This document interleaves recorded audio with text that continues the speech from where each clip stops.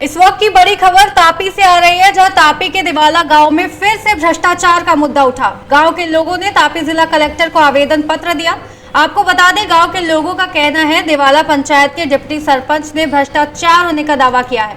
दिवाला गांव की सरकारी जमीन पर दबाव डालकर गोडाउन और अनुज फॉर्म बनाया है।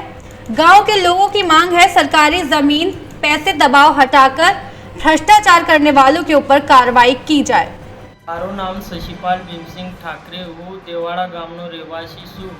મારા ગામમાં દેવાડા ગામનો ઈસમ અને ઉપસરપંચ શ્રી યોગેશભાઈ ચુનીલાલભાઈ રજપૂત ગામની સરકારી જમીન સર્વે નંબર 3 પર દબાણ કરી તેઓએ ગોડાઉન તૈયાર કરી પોતાની મિલકત અનુજ ફોર્મ બનાવેલ છે, જે ગામની મિલકત છે।